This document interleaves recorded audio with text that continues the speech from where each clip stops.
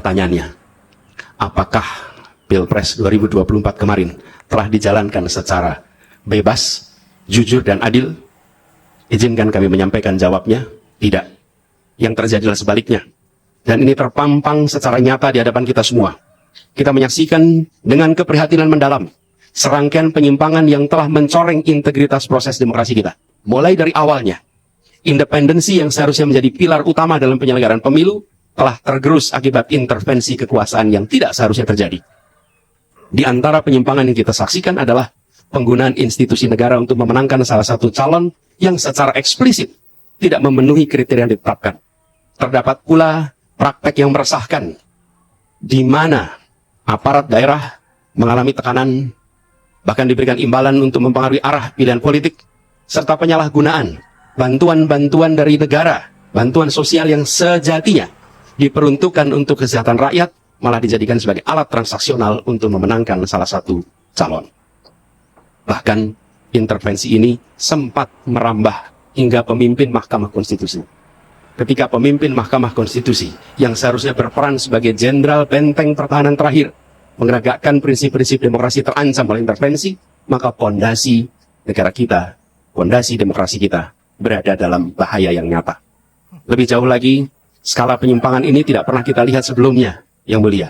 Kita pernah menyaksikan penyimpangan seperti ini di skala yang kecil, pilkada, populasi kecil, tapi dalam skala yang amat besar dan lintas sektor baru kali ini kita semua menyaksikan. Karena itulah nanti izinkan kami nanti melalui tim hukum nasional dan Timnas Amin akan menyampaikan seluruh argumen dan bukti-buktinya atas penyimpangan dan pelanggaran kepada Yang Mulia Majelis Hakim Mahkamah Konstitusi ini. Jadi lawan kami jelas, musuh kami jelas adalah Presiden Jokowi, presiden yang harus segera ditangkap dan diadili, yang harus segera dilengsarkan, yang harus diturunkan karena sudah bikin hancur konstitusi kita, sudah menciptakan pemilu sampah, dan sudah menciptakan pemilu yang ugal-ugalan, brutal, amburadul, yang kejahatannya itu dilakukan, kecurangan-kecurangannya itu dilakukan secara STMJ, sistematis, terstruktur, masif dan jahat, sekaligus jahanam. Maka dari itu seluruh Indonesia dan para kepolisian harus tahu musuh kami ini Jokowi, bukan anda semua pihak kepolisian. Polisi dengan rakyat adalah saudara, TNI dengan rakyat adalah saudara. Musuh kita adalah ketidakadilan rezim Jokowi yang menciptakan pemilu sampah. Maka dari itu saya serukan kepada seluruh rakyat Indonesia, kita minta turunkan Jokowi, lengsarkan Jokowi, masgulkan Jokowi. Jokowi harus mundur sebagai Presiden Republik Indonesia karena sudah tidak layak lagi menjabat sebagai Presiden Republik Indonesia. Kita pecat Jokowi tanpa pesangon. Setuju? Melihat, mendengar, menyaksikan rintihan rakyat, mungkin hati-hati kita jadi mati karena setan sudah menguasai kita. Maka saya mengajak semuanya, mari ta'awud. A'udzubillahi minasyaitonirrajim. Yang selanjutnya Bapak Ibu yang insya Allah dirahmati Allah, tadi sudah disampaikan begitu banyak baik oleh pimpinan rombongan maupun oleh Ustaz Malang. Mestinya yang pertama, baik itu anggota pimpinan dewan, anggota dewan, pimpinan KPU, pimpinan Bawaslu, beserta pengurusnya. Mestinya kalau penjenengan masih merasa manusia, sekali lagi saya ulangi, kalau penjenengan masih merasa manusia, sekali lagi, 3 kali saya sampaikan, kalau penjenengan masih merasa manusia, punya hati, punya perasaan, penjenengan tidak akan bekerja sama dengan kedoliman yang ada di negara ini. Buka mata, buka hati. Jangan penjenengan menjadi penjilat-penjilat. Na'udzubillah min dzalik. Sudah tahu curang, kok penjenengan bela? Ingat, jabatan penjenengan cuma 5 tahun. Akhirat seumur. Apa penjenengan yang menjadi anggota dewan, menjadi petugas KPU, menjadi petugas Bawaslu tidak takut azab Allah? Mudah-mudahan kalau penjenengan tidak sadar, Allah segera mengazab penjenengan. Jangan sombong. Baca Al-Quran yang merasa muslim. Di dalam Al-Quran sudah ada, takutlah kepada Allah, jangan takut kepada manusia. Berapa penjenengan digaji? Berapa? Itu makna sombong. ini karena perjuangan rakyat. Jangan sombong, merasa mewakili kursi yang enak.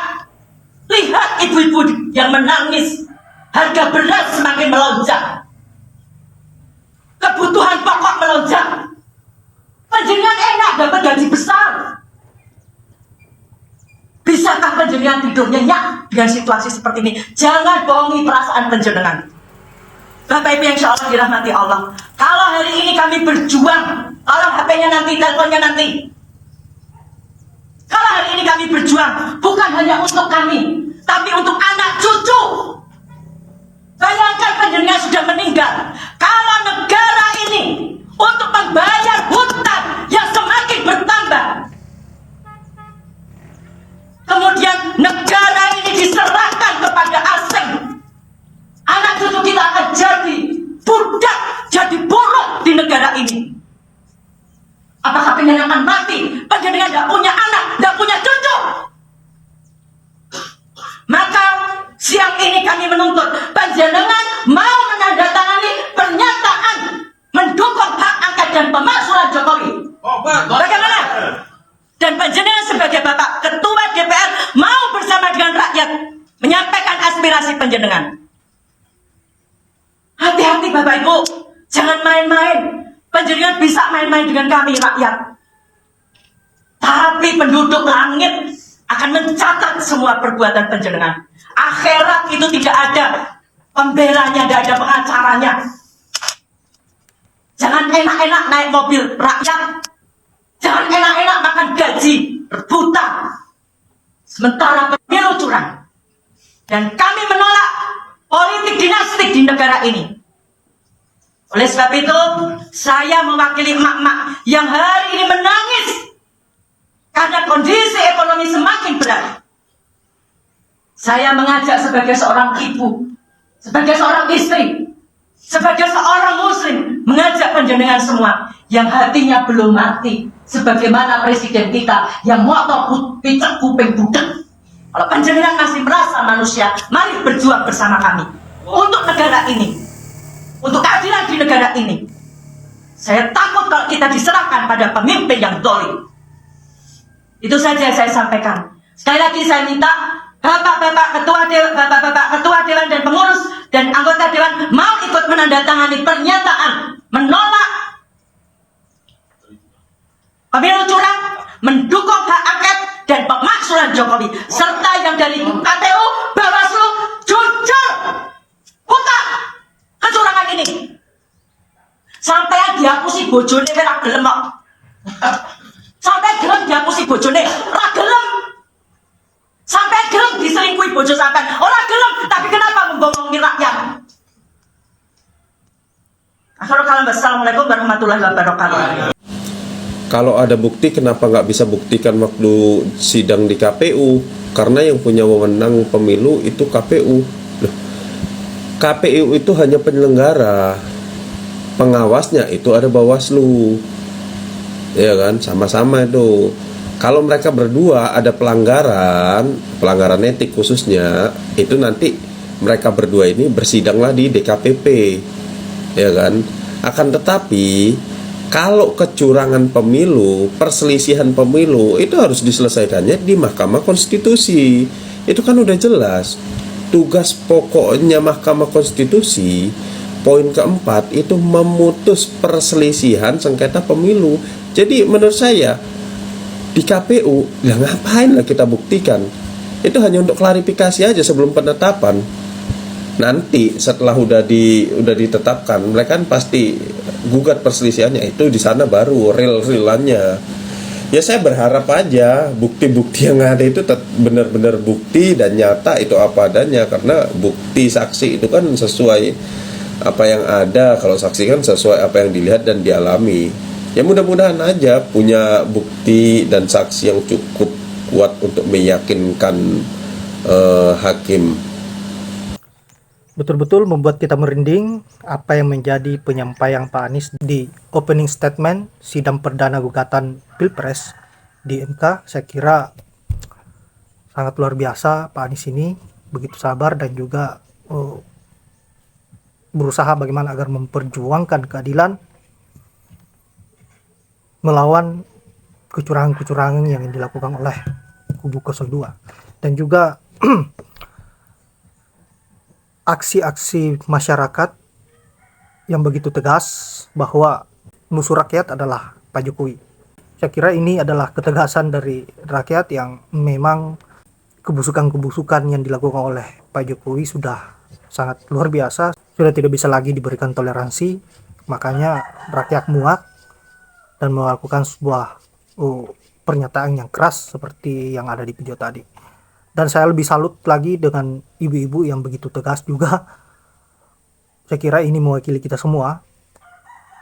Ibu-ibu ini memperingati anggota DPR, KPU, dan juga Bawaslu.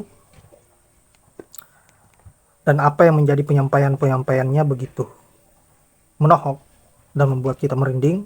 Saya kira kalau ibu-ibu memang memperjuangkan kebenaran, sangat luar biasa. Vokalnya lebih ganas dari seorang laki-laki. Dan kita harus support dan doakan bagaimana agar ibu ini selalu diberikan kesehatan. Dan semoga apa yang menjadi harapan kita semua, agar kekisruhan yang terjadi di negara kita ini bisa terselesaikan dengan baik dan adili orang-orang yang terlibat dalam kecurangan seperti Pak Jokowi dan antek-anteknya. Baiklah, saya kira hanya itu. Terima kasih buat sahabat-sahabat yang sudah menyempatkan diri untuk menonton, dan saya akhiri dengan ucapan wallahul muwaffiq ila aqwamit thoriq. Assalamualaikum warahmatullahi wabarakatuh.